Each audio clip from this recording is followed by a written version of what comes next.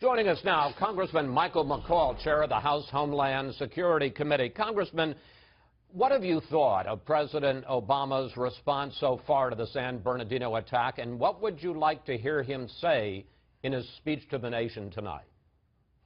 Well, first, he seemed to indicate that, going back to the fact that this could be an act of workplace violence, he has to get off this rhetoric. Make no mistake, this is not workplace violence. It's an act of terrorism, and these occurrences are happening too frequently. I think the tentacles of ISIS now are not only in Europe, but also in the United States of America.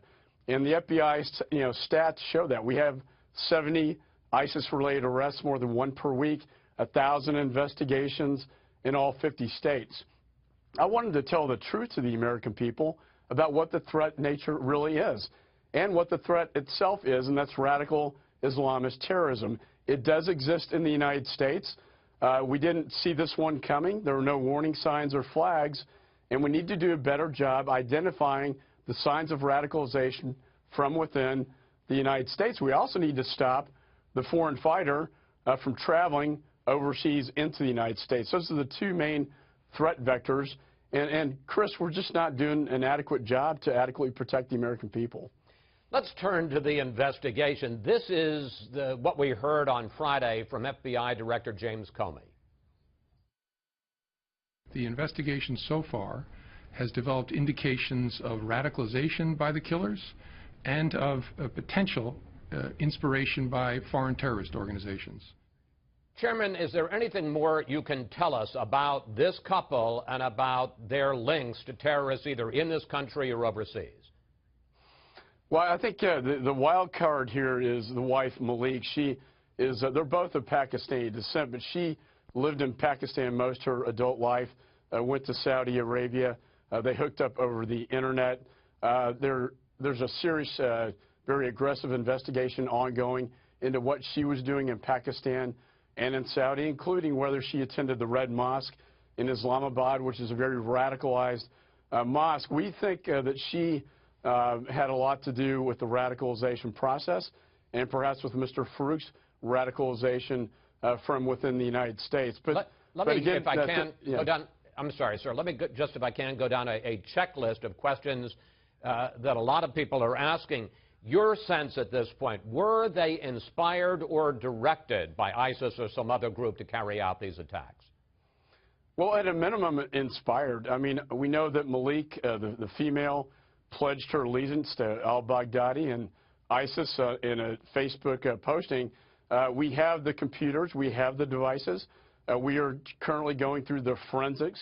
They tried to destroy those computers unsuccessfully, and now the investigation is ongoing to find out what is precisely the connection between ISIS, say, in Raqqa and in the United States and what was going on. I believe at a minimum inspired, but very well be directed by these internet communications, which are simply this, Chris: come to Syria or kill where you are. When you talk about the connections, one of the questions a lot of people are asking is, where did they get the thousands of dollars it must have taken to assemble this huge arsenal of weapons and ammunition and material for bombs? You're right, and we're looking at the terrorist financing aspect to this case. I believe on his salary he was not able to buy this on his own. We know that one of the suspects was providing the semi-automatic weapons to him as well. So that's all part of the bigger investigation in terms of who was providing not only the finance, but also the expertise. It's been reported they had a bomb-making factory, if you will, inside their home. They had already built 12 pipe bombs ready to use, and who knows what the next target could have been. As the head of House Homeland Security, obviously one of the questions you've got to be asking is, why didn't we find this out? We're talking about an American citizen. It seems to have come under the radar. As you look at this several days into this incident, any sign of an intelligence failure, an intelligence gap that was exploited, or is this just something that we couldn't find? Well, that's something we'll be looking at on the committee, the oversight, to see what could have been missed. Could we have done a better national security check over in Saudi Arabia? on the female suspect to find out what her background really was before we let her in on a fiancé visa.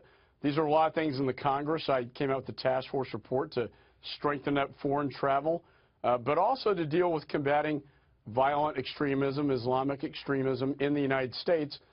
We have a little priority or focus on these programs, and I think we need to do a much better job trying to identify the early warning signs of radicalization inside the United States. But I guess at some point, sometimes you just can't do it, and that's, I guess, the question I'm asking as someone whose charge is protecting the homeland. Is it possible to stop? He's an American citizen. He had no law enforcement record, no evident ties to terror. Yes, there is the wife, and that's certainly a question. Is it possible that sometimes you just can't spot these terrorists before they strike? That's right. I mean, you just can't stop it all. And we stopped Garland, 4th of July plot. We stopped a lot of bad things from happening, Chris, but you just can't stop it all when you have 200,000 ISIS tweets per day on the Internet coming into the United States to kill.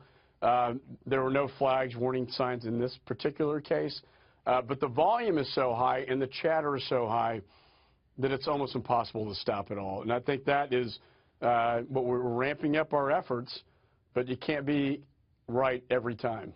Let's go through, in the time we have left, a list of possible reforms, and I want to get from you whether you think those are good ideas or not. As you pointed out earlier, the wife, Malik, came in through a K-1 so-called fiancé visa. Do we need to end those? Well, I think more scrutiny needs to be placed on the national security investigation to get that visa. As you know, on the floor on Tuesday, we'll be voting on a visa waiver program bill that will tighten up the restrictions so that people that have basically have those visa waiver countries, like for instance, the French attackers have a French passport, wouldn't have to get a visa to come into the United States. That's vitally important. Yeah, and the majority of the can I just attackers. quickly ask you about that, because I think a lot of people may not know. For all the talk about the refugees, for all the talk about the fiancé visa, in 38 countries, a lot of them in Europe, there's a visa waiver. They can come into this country. A lot of them come as tourists. Hundreds of thousands of them come without any screening at all. Does that have to stop? Well, it does, and that's what our bill fixes on Tuesday. 5,000 of these foreign fighters that have gone to Syria and Iraq have Western passports, and therefore do not have to obtain a visa before they come into the United States. You know, Chris, this is a huge security gap that needs to be addressed and fixed, and the Congress understands that, as does the White House, and we intend to do that. But if you think again about the majority of the Paris attackers having French or other European passports, they wouldn't have had to have gone to get a visa before they came into the United States. That is the threat to the homeland. It's a threat to Europe, obviously, but the bigger threat to the homeland is the ease of travel, visa waiver to get into the United States. Another area, you were one of the majority in Congress who voted to end the NSA's bulk collection of phone data, the fact that my phone number called your phone number and spoke for X number of minutes, and that program ran out last Sunday, a week ago. As a result of that, that means that authorities are going to have access to only the last 2 years of Farouk's phone records, but now the previous 3 years, because they have 5 years in their files, the previous 3 years, those years that are in their files are now off limits. Was it a mistake to end the NSA phone data collection program? Basically, what we did was we took, and I was a former federal prosecutor. I did FISA warrants, and what we did was we would go to the phone companies to get that information rather than have all this information warehoused under the federal government. And so I think it's going back to a system that worked in the past. It's just going to the private sector to get that information and not taking all that data and warehousing it under the NSA. I'm sure there will be debates in the Congress further about this. I feel confident about our ability to track terrorists through court orders and getting into these phone records. What I'm more worried about, Chris, is this dark space phenomenon of communications between terrorists from Raqqa into the United States or Raqqa to Paris or Belgium, where even if we have a court order, we can't see the encrypted communications they're using. And if you can't see what the terrorists are saying, you can't stop it. And that's one of the biggest challenges before the FBI today. Finally, Chairman McCall, I want to end where I began, because one of the things that struck me in your initial answer about what you want to hear from the President tonight is you said you want him to tell the truth. You don't think he's been telling the truth to the American people? Well, you know, before Paris, he said ISIS was contained. Before San Bernardino, he said that America was safe from ISIS, was not an existential threat, is what he said in his own words. He seems to want to downplay this threat all throughout his campaign narrative into his presidency. And I think the American people deserve to know what the truth really is. And we also want to hear from him a military strategy to finally defeat and destroy ISIS, drain the swamp, so the swamp from Syria can't come into the United States. And San Bernardino is an example of the swamp coming to the United States. Chairman McCall, we're going to have to leave it there. Thank you. Thank you so much for your time today. Thanks, Chris. Thanks for having me.